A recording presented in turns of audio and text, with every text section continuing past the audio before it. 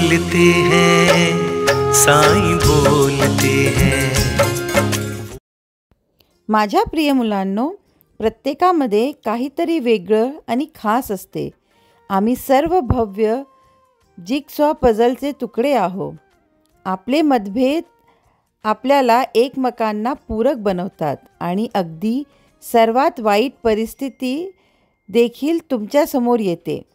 तुम्ही विकसित होण्यासाठी आणि पुढच्या टप्प्यावर जाण्यासाठी म्हणून नेहमी मोठे चित्र आणि गोष्टीची भव्य योजना पाहण्याचा प्रयत्न करा.